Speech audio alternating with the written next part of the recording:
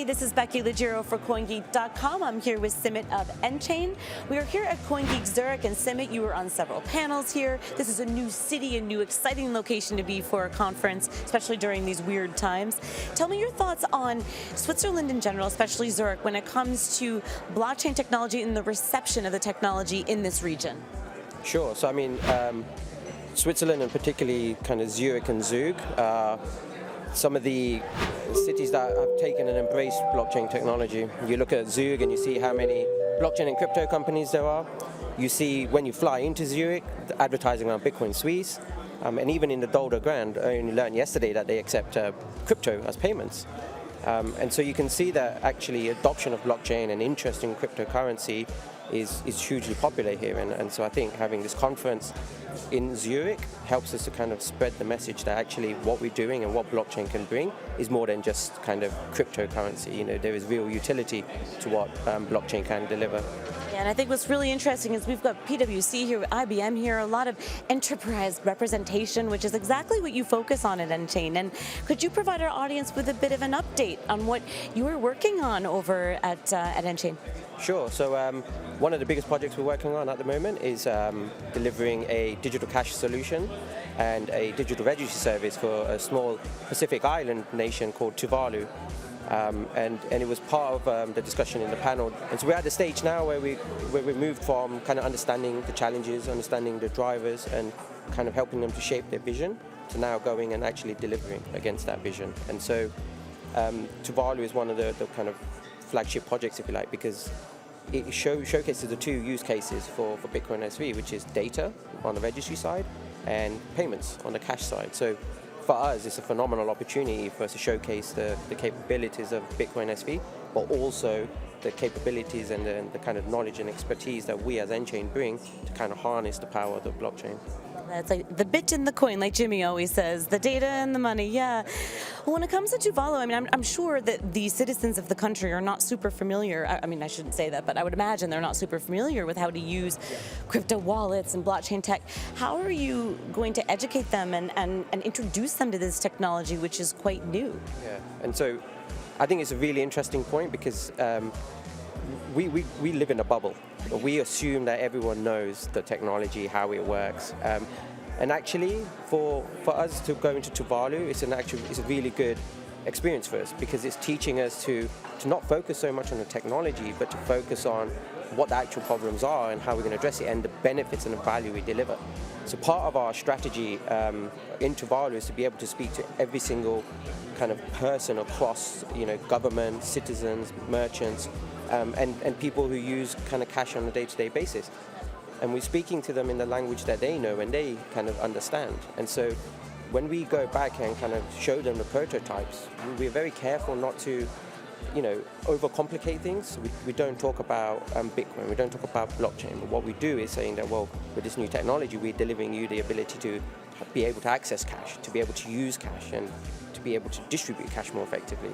And I think it's worked extremely well because it's helped us to ensure that we don't lose people on the journey by overcomplicating something that's already complicated.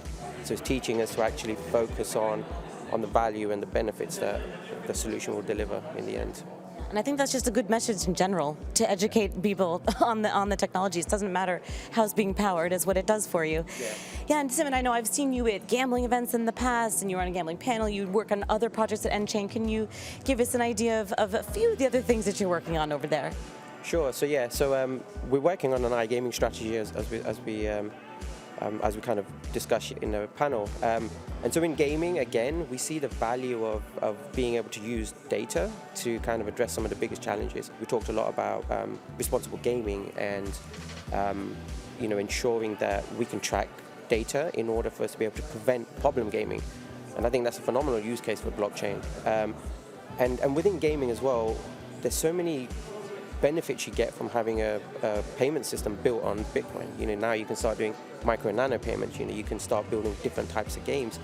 But with the data side and with this kind of embedded digital cash side, you can now start monetizing the data. And so there's different ways that we can kind of deliver value to iGaming. And we've always got healthcare. We're working with EHR data to focus on how we would use the blockchain to kind of enhance some of the systems and the applications that they're building today. And so what we're looking to do is use the blockchain to kind of notarize and keep a tamper-resistant record of data relating to things like prescriptions and medical data. And so over time, it provides this kind of enhanced integrity to the data that EHR data are capturing. And we've got a kind of a long-term roadmap that we want to kind of work on with EHR data.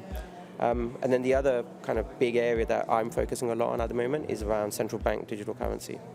And so what we're doing in Tuvalu is going to be the first implementation of a CBDC concept. And then going forward, we're working on helping some of the banks understand CBDCs, understand the benefits they get from using public ledger technology. And we're doing this so that we can educate, but then we can also influence and be part of the conversation. And so it's going to culminate in a conference we're going to be attending in October called the CBDC conference. And we'll be one of only 2 non-central banks who have been invited.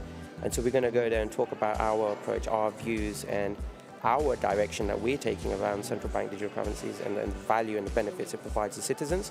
And again, bringing slightly different perspectives. Again, living in the Western world, we have very different needs and drivers. But what I want to also do is showcase that on the other side, in the developing world, they have different problems, different challenges. And so as a central bank, and especially as a technology provider, we need to understand both sides of the conversation. And so that's some insight that I'd love to be able to deliver.